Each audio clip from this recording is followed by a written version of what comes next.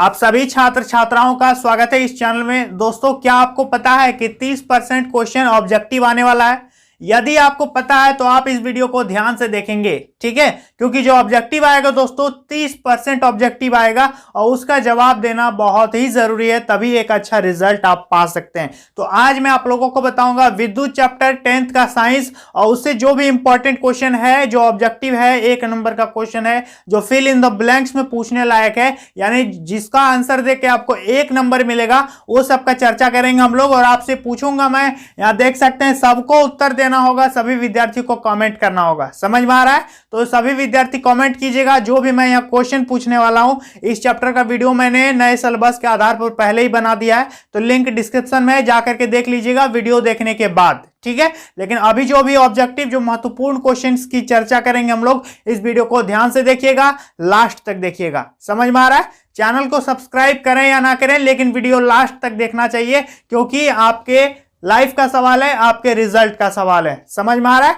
तो वीडियो को अंत तक देखेंगे, सभी विद्यार्थी कमेंट जरूर करेंगे। तो चलिए दोस्तों, आज की इस वीडियो को शुरू करते हैं। तो दोस्तों, 10th का जो विद्युत चैप्टर है, उससे क्या क्या 1 नंबर का क्वेश्चन बन सकता है। तो पहला क्वेश्चन, रेडी हो जाएं आप सभी कमेंट करने के लिए। सबसे पहला क्वेश्चन है, ओम किसका मात्रक है?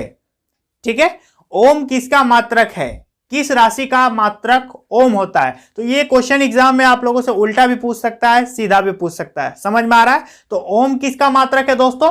तो ओम है आप लोगों का इलेक्ट्रिक रेसिस्टेंट, यानी विद्युत प्रतिरोध जिसको कहते हैं, उसका ऐसा मात्रक क्या होता है? ओम होता है। उसका सिंबल ऐसे होता है। समझ में आ रहा है? इस टाइप का जो इसका सिंबल होता है, इसको ओम पढ़ते हैं। तो ओम किसका मात्रक हो गया? विद्युत प्रतिरोध का ऐसा ही मात्रक ओम होता है। अगला जो क्वेश्चन आप लोगों के लिए दोस्तों, कि 1 कूलम आवेश पर कितने इलेक्ट्रॉन होते हैं? ये क्वेश्चन बहुत ही VVI है और आ भी सकता है। तो 1 कूलम आवेश पर कितना इलेक्ट्रॉन होता है, किसी को पता है? तो 1 कूलम आवेश पर दोस्तों इलेक्ट्रॉन की जो संख्या होती है 1.6 × 10⁻19। ठीक है, 1 कूलम आवेश पर इतना इलेक्ट्रॉन होता है। समझ में आ रहा है? इसको याद कर लीजिएगा। चलिए, अगला क्वेश्चन है कि विद्युत धारा का एसआई मात्रक क्या है? विद्युत धारा, इलेक्ट्रिक करंट। तो विद्युत धारा का एसआई मात्रक क्या होता है?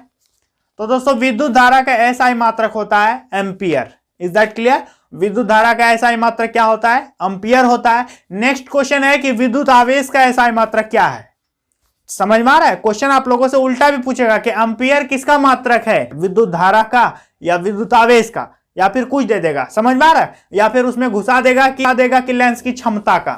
समझ में आ रहा है? तो लेंस की क्षमता का ऐसा ही मात्रक डायोप्टर होता है, उसको याद रखेंगे। उसका चैप्टर मैं नेक्स्ट वीडियो में बना दूंगा। तो दोस्तों, अभी जो मैंने क्या क्वेश्चन पूछा आप लोगों से कि एम्पियर किसका मात्रक है, तो विद्युत धारा का। ठीक है, तो विद्युत आवेश का ऐसा ही मात्रक क्या होता है? कूलम होता है। इसको याद रखेंगे, विद्युत धारा का ऐसा मात्रक एम्पियर और विद्युत आवेश का ऐसा मात्रक क्या होता है? कूलम होता है। नेक्स्ट क्वेश्चन आप लोगों के लिए, तो अगला क्वेश्चन है दोस्तों, विभवांतर का ऐसा मात्रक क्या होता है? तो विभवांतर का जो ऐसा मात्रक वो होता है वोल्ट। तो इसको याद रखेंगे, व्हाट इज द ऐसा यूनिट ऑफ, जो विभवांतर है वोल्ट, तो उसको कहते हैं वोल्ट कहेंगे। अगला क्वेश्चन है कि विद्युत धारा मापने के लिए किस यंत्र का प्रयोग होता है? तो किस यंत्र का प्रयोग होता है विद्युत धारा मापने के लिए? तो विद्युत धारा मापने के लिए प्रयोग होता है एमीटर का। समझ में आ रहा है? और एमीटर को किस क्रम में लगाया जाता है? हमेशा श्रेणी क्रम संयोजन में एमीटर को बीच विद्युत परिपथ में बीच में लगा देते हैं, ताकि उससे जितना भी धारा प्रवाहित होगी वो हमें पता चल जाएगा कि हाँ, इतना धारा इससे प्रवाहित हो रही है। तो विद्युत धारा मापने वाले यंत्र को क्या कहते हैं? एमीटर कहते हैं। तो दोस्तों, अगला क्वेश्चन है कि श्रेणी क्रम संयोजन में जो कुल प्रतिरोध है उसको कैसे निकालते हैं आप? सूत्र पता है किसी को कि श्रेणी क्रम संयोजन में, जैसे मान लेते हैं कोई एक विद्युत परिपथ है, समझ में आ रहा है? ये प्रतिरोध है, यहाँ पर 6 ओम है, ये फिर चलता गया ऐसे ऐसे, यहाँ पर 9 ओम है, ये फिर ऐसे ऐसे चलता गया, यहाँ 12 ओम है, इस प्रकार से ये चलता जा रहा है। समझ में आ रहा है? तो यहाँ पर कुल प्रतिरोध कैसे निकालते हैं हम लोग? जब श्रेणी क्रम संयोजन में रहता है तो क्या लिखते हैं कि RS मतलब R1 plus R2 plus R3 plus R ... जितना जाएगा RN तक। समझ में आ रहा है? तो इसको कहते हैं श्रेणी क्रम संयोजन, सम ऑफ टोटल रेसिस्टेंस, इसको S के द्वारा शो करेंगे। और जब यह पार्श्व क्रम संयोजन में रहेगा, पार्श्व क्रम में कैसे रहता है दोस्तों? ऐसे ऐसे रहेगा, फिर ऐसे जाएगा, फिर या फिर ऐसे रहेगा, फिर ऐसे जाएगा। इस प्रकार से जब रहता हो तो उसको क्या कहते हैं हम लोग? पार्श्वक्रम संयोजन कहते हैं। और पार्श्वक्रम में कैसे निकालते हैं, 1/RS बराबर 1/R1 plus 1/R2 plus 1/R3, इस तरह जितना है जोड़ते चले जाएंगे हम लोग 1/Rn तक। समझ में आ गया। तो इसको कहते हैं समानांतर या पार्श्वक्रम संयोजन और इसको कहते हैं श्रेणी क्रम संयोजन। तो इस प्रकार से क्वेश्चन आप लोगों के लिए पूछा जा सकता है। नेक्स्ट क्वेश्चन है कि ओम का नियम का व्यंजक क्या है।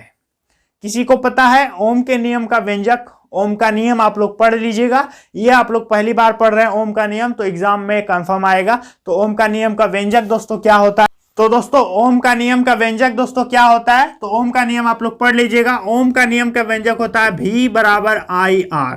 समझ आ गया।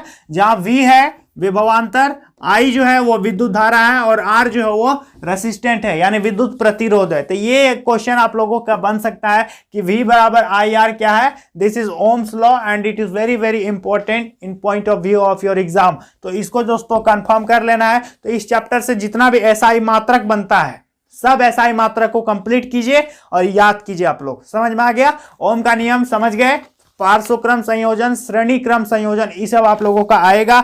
और इससे ज्यादातर जो क्वेश्चंस दोस्तों यहां पर बन सकते हैं वो मैं आप लोगों को बता ही दिया कि प्रतिरोध का SI मात्रक ओम होता है। ओम किसका मात्रक है यह भी पूछ देगा, तो विद्युत प्रतिरोध का।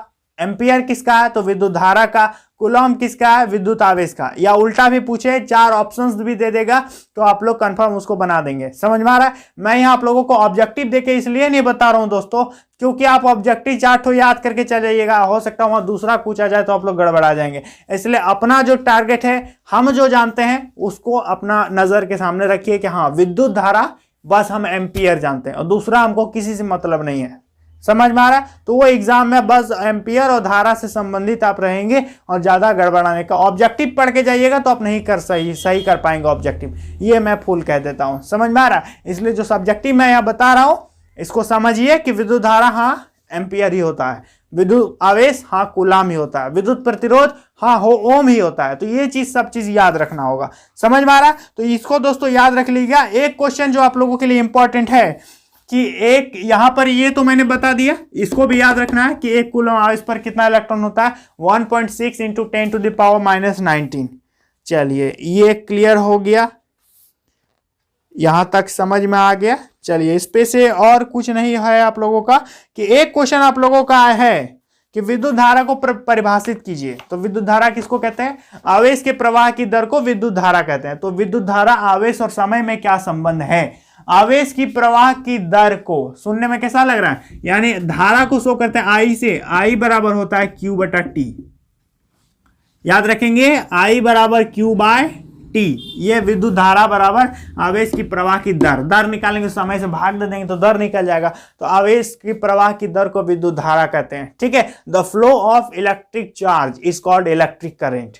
Okay, the rate of flow of electric charge is called electric current. विद्युत धारा के जो विद्युत आवेश के प्रवाह की दर को क्या कहेंगे, विद्युत धारा कहेंगे। तो ये दोस्तों याद कर लीजिएगा। विद्युत धारा का SI मात्रक एम्पियर, कूलम किसका है, विद्युत आवेश का है, प्रतिरोध का ओम होता है। समझ में आ गया। इतना जो और यदि आप लोगों को ओवरव्यू चाहिए पूरा चैप्टर तो लिंक मैंने डिस्क्रिप्शन में दिया, मैंने पढ़ा दिया पूरा चैप्टर की किस क्या है नहीं है, श्रेणी क्रम पार्श्वक्रम सब चीज न्यूमेरिकल के साथ बता दिया है। तो आप लोग जाकर के देख लीजिएगा और यदि चैनल पर पहली बार आया तो सपोर्ट जरूर कीजिएगा। तो मिलेंगे दोस्तों अगले वीडियो में, तब तक के लिए बहुत बहुत धन्यवाद।